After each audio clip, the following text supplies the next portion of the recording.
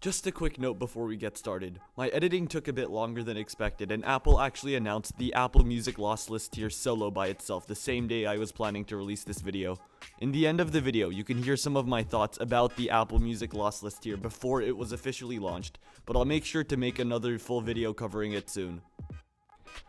Alright guys, so pretty much there's been some rumors and leaks out there recently that Apple is announcing the Apple Music HiFi tier as well as the AirPods 3 or AirPods Pro 2.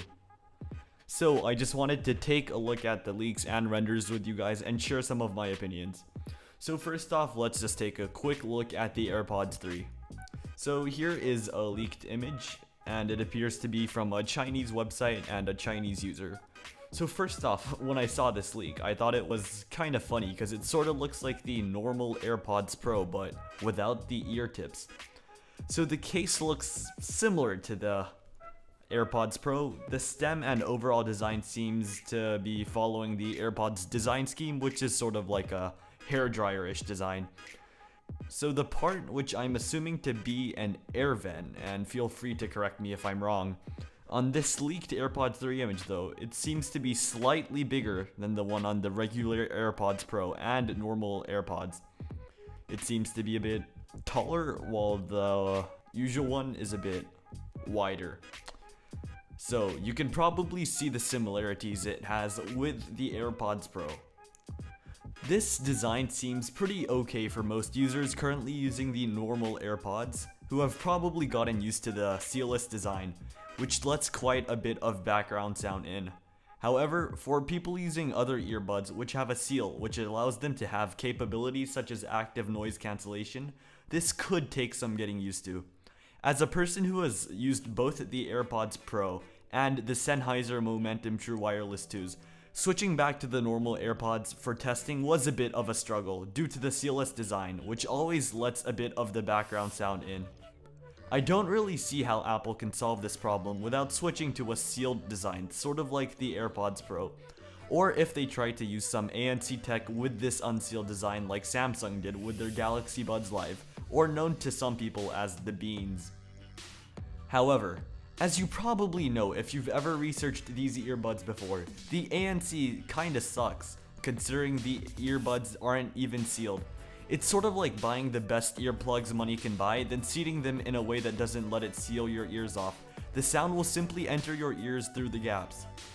This is also another problem, as sound quality on unsealed earbuds are usually slightly degraded, due to a seal not being present. If you're an audio enthusiast, you probably know that the ear pads on headphones and ear tips on earbuds are pretty important for sound quality.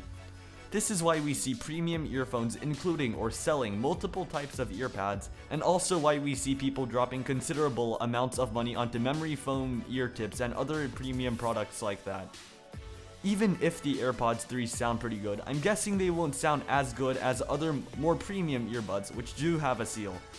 However, based on the leaks and articles I've read so far, these are meant to be a successor for the regular AirPods, which aren't cheap, but more on the budget side of wireless audio. However, according to Forbes, AirPods 3 might actually include interchangeable ear tips like the AirPods Pro. But keep in mind that these are all leaks and rumors with questionable accuracy and reliability. Be prepared to expect results that differ tremendously from the leaks I've shared with you today. Moving on to the AirPods Pro 2 now. Based on the leaks and articles I've read so far, it seems like they'll have a similar design to the normal AirPods Pro. However, they might shorten or completely get rid of the stem. However, it is quite hard to put so many advanced sensors and technology into a smaller package. Even though we see other companies such as Samsung with the Galaxy Buds Pro pushing out quite advanced technology in a rounded, relatively compact package, the AirPods Pro is still considerably smaller if you remove the stem.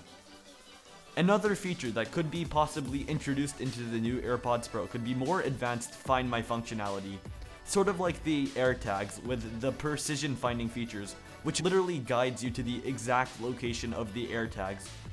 This would be useful to see on AirPods, as it would make finding them so much easier if they are lost in the bottom of your backpack or if you accidentally left them at a Starbucks you were at earlier. They might also possibly improve the battery life, as the current AirPods Pro and normal AirPods battery life isn't very impressive, to say the least.